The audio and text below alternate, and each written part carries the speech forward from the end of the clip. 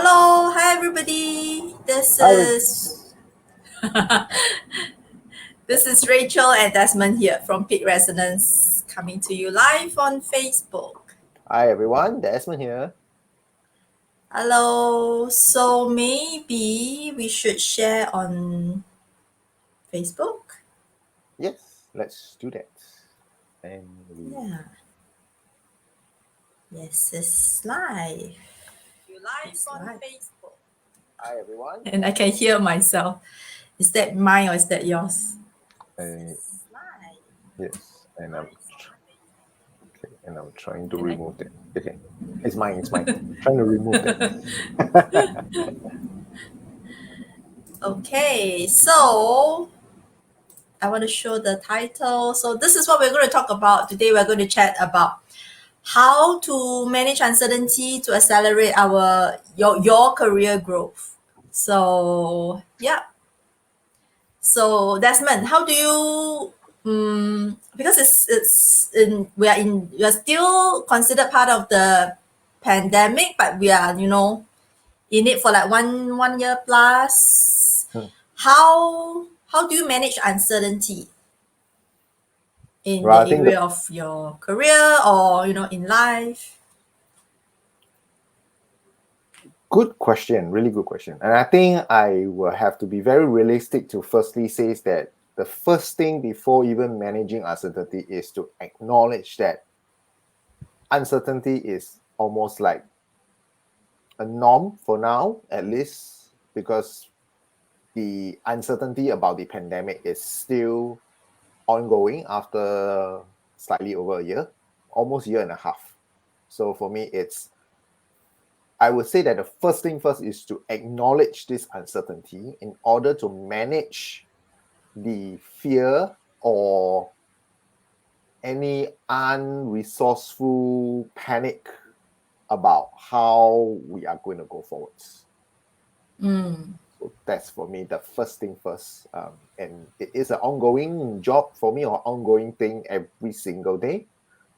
And that will really be the first and the most important thing to manage also about understanding the news that continues about the pandemic.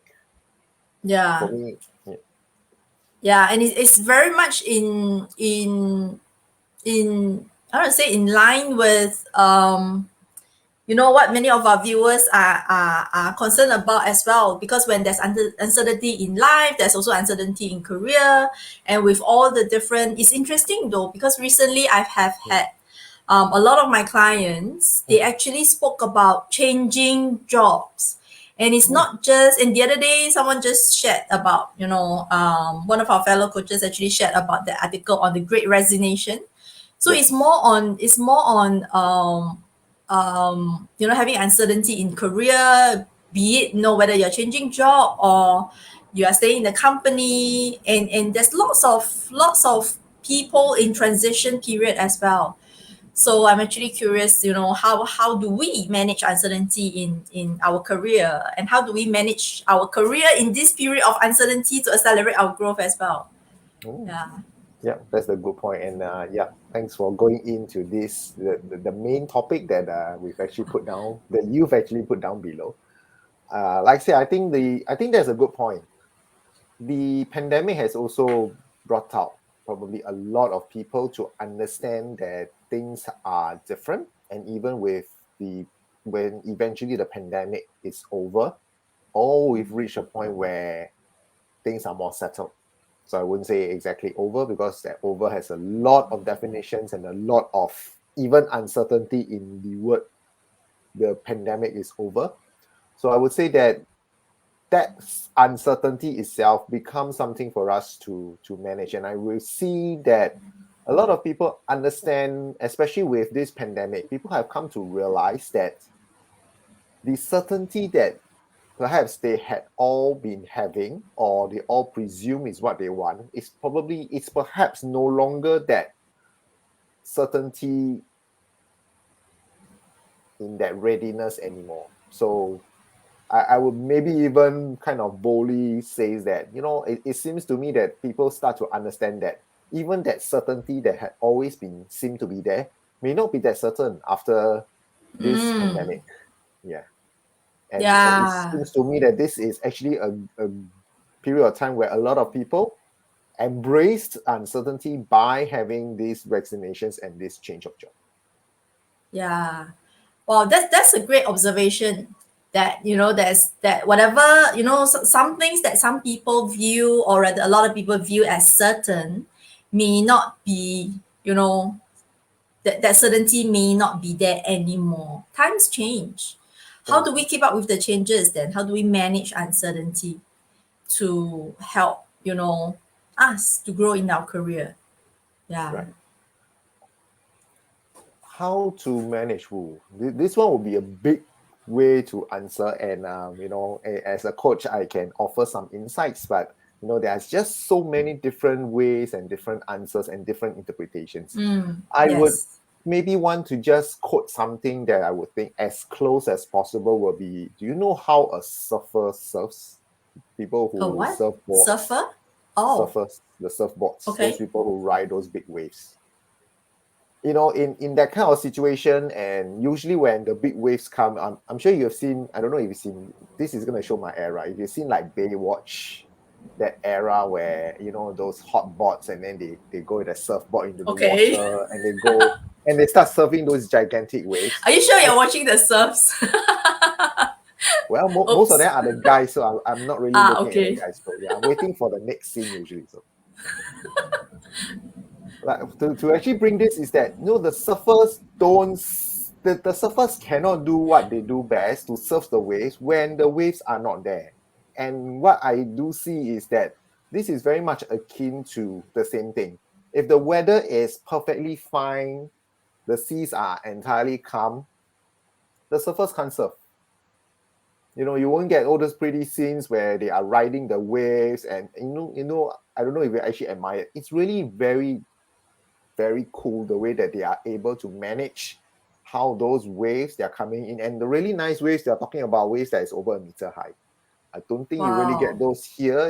You are going to get those there over in uh, the European side and the American side of things. I don't think even Australia really has that huge waves. Perhaps they do, but the way that they are actually able to ride those waves is really what I would akin to what is happening. So we've got to start to find and prepare that surfboards.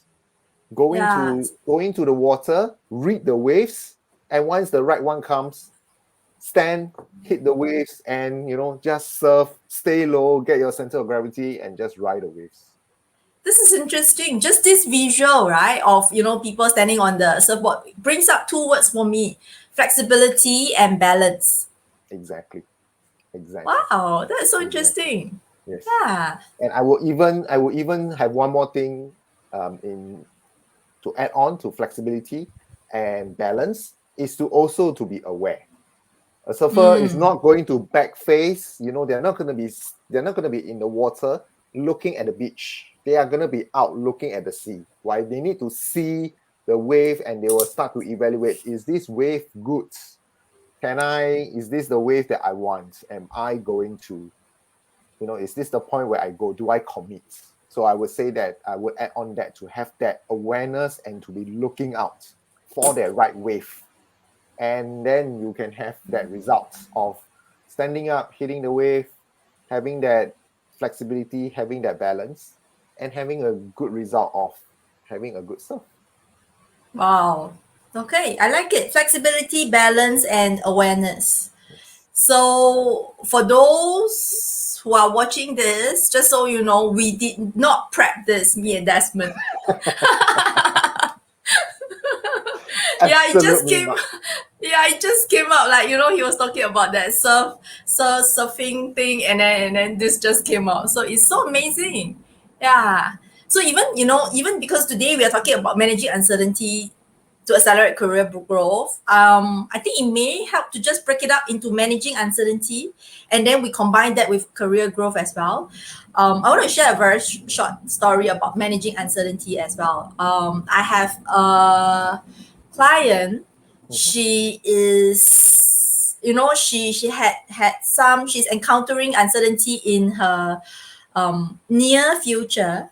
Mhm. And there was one session where we did this exercise where she actually looked back in her life. She relied onto her past experience to rely on her personal resource Mhm. to she so basically what she did was she reviewed in her personal life to see when was the previous time that she had experienced another uncertainty event where she was at a crossroad, Mm. and she used that particular experience.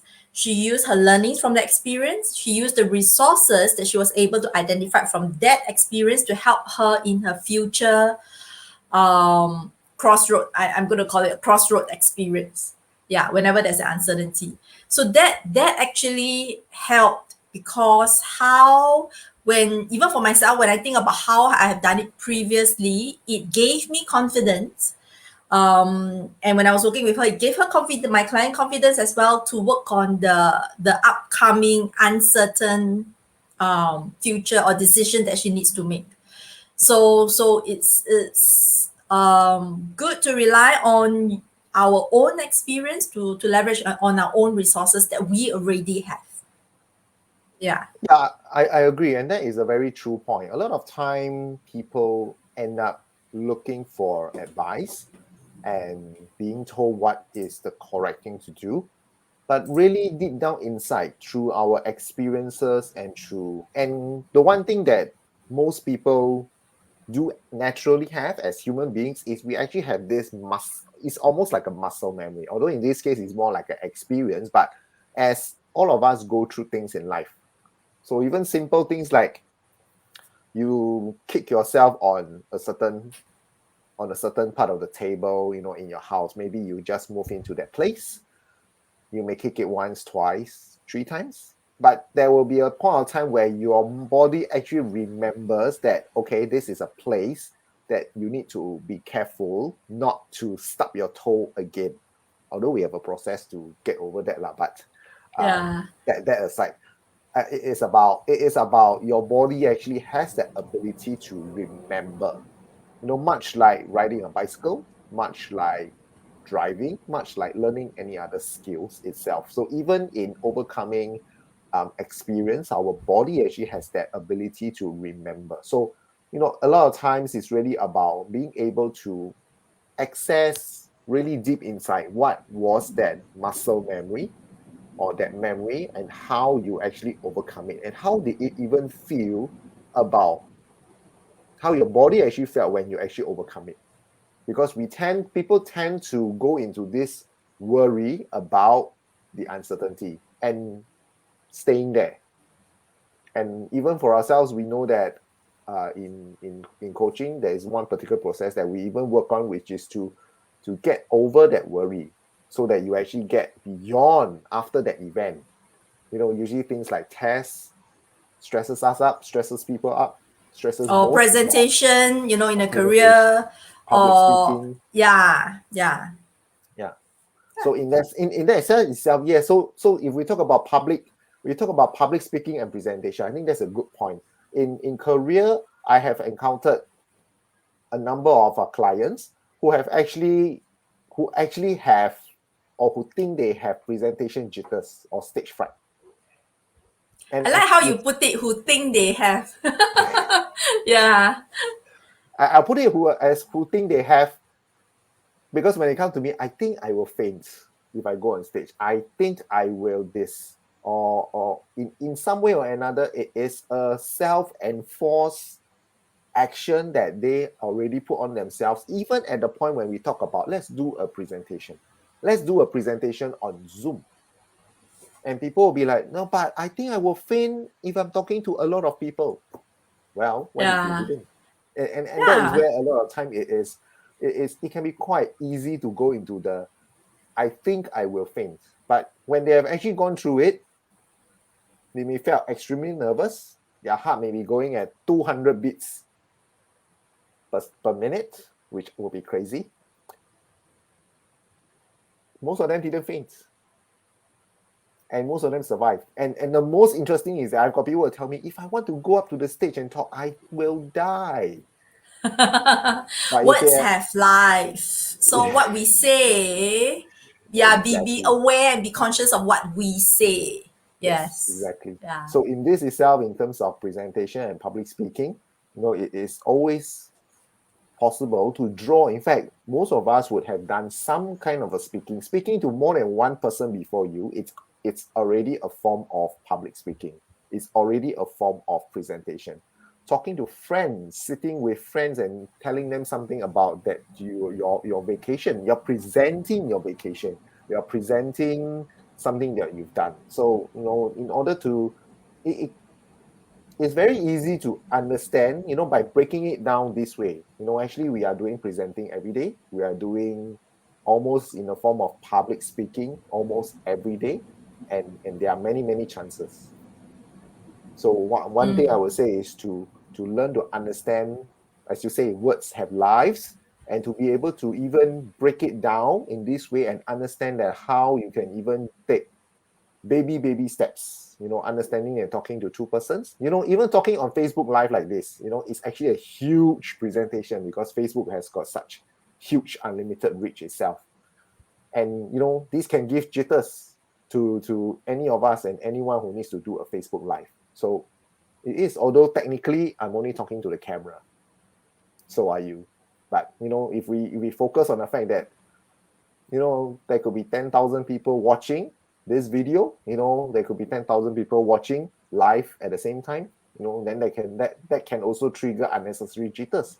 But I think the important thing is to focus on that simple thing where we are here to, or you are presenting an idea, presenting what you want to show, what you want to showcase to the audience. It could be two-person, it could be three, it could be like, some motivation speakers that we're familiar with that host 1,000-man event.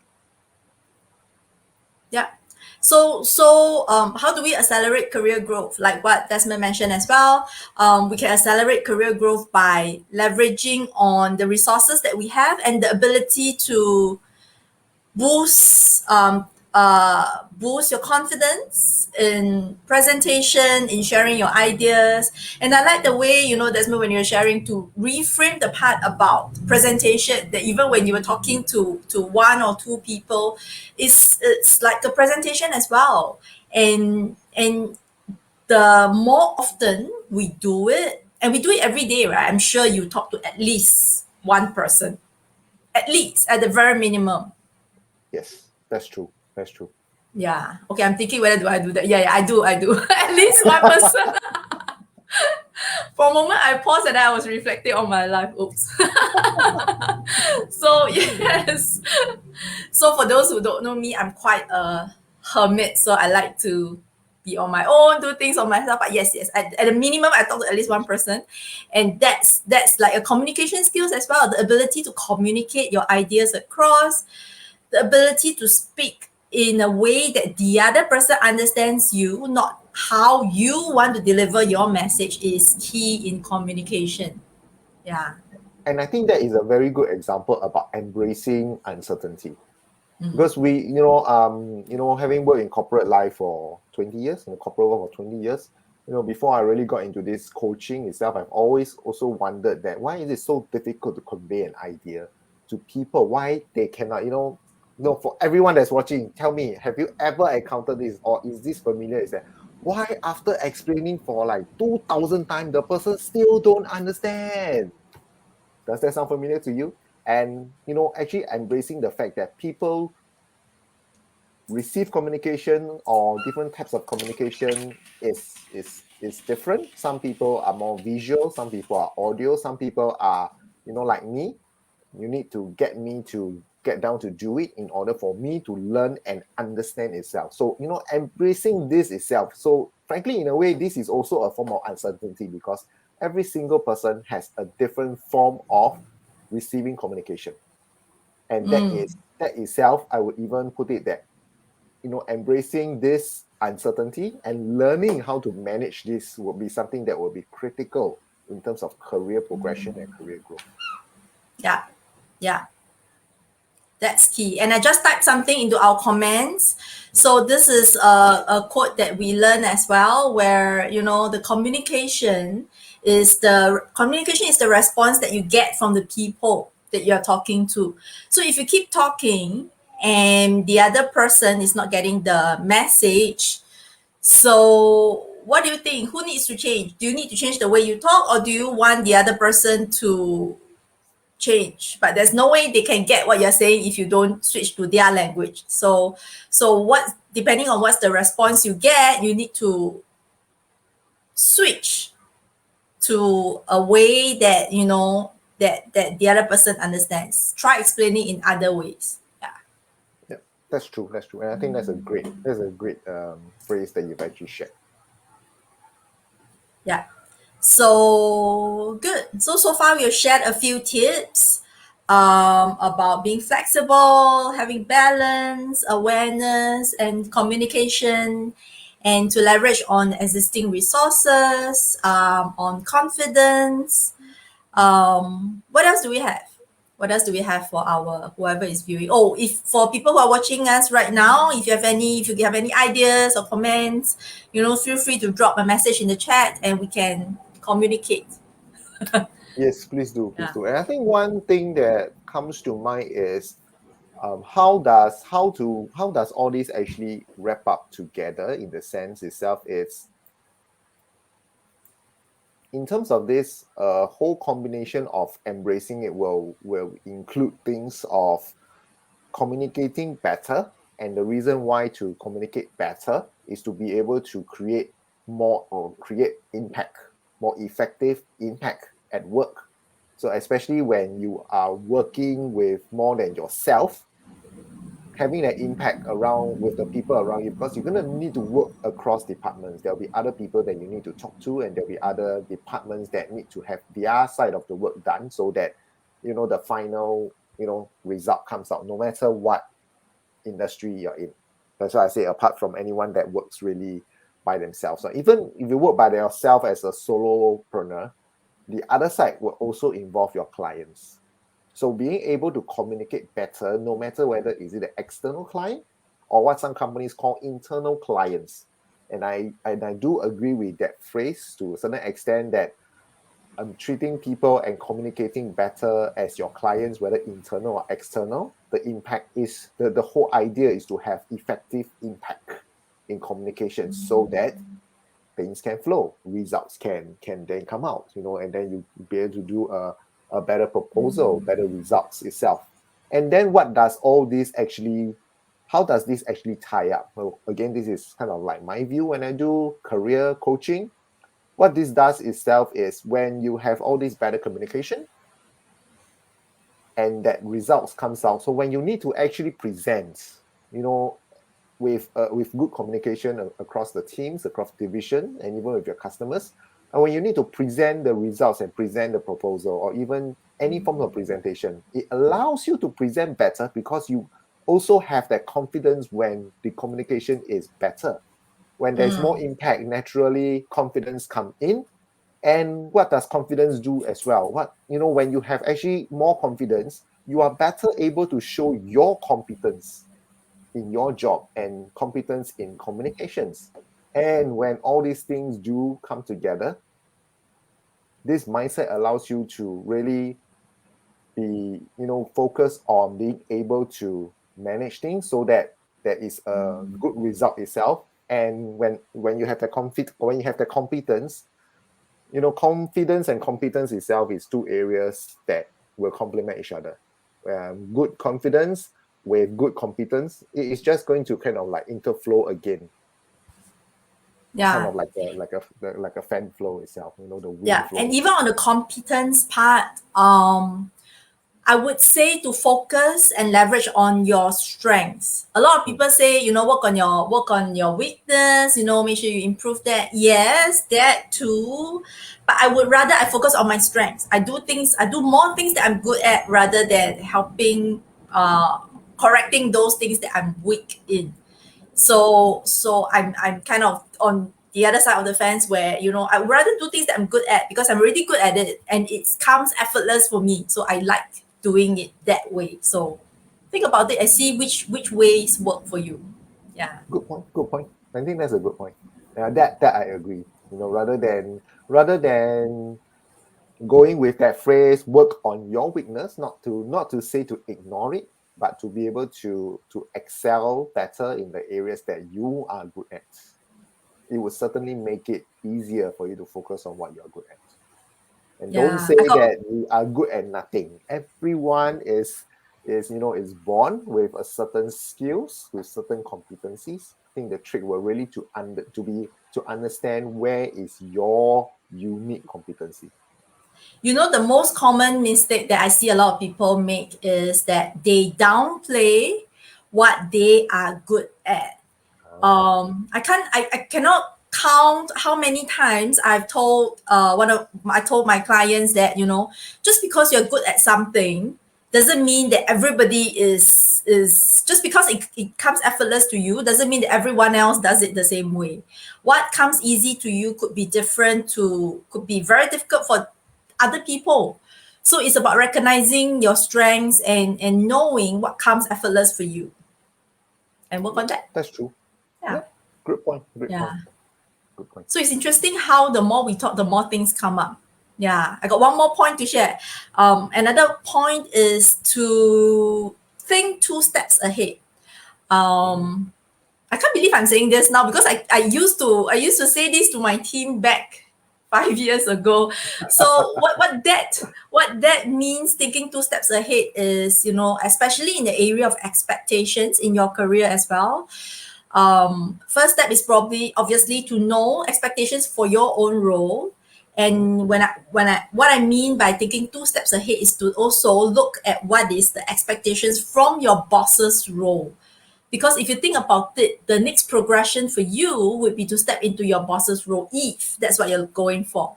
So if you know your job responsibility and you know expectations and you know your boss's responsibility and expectations of his role, it'd be easier for you to, meet yours and then step into his role easier. So that's what I mean by thinking two steps ahead.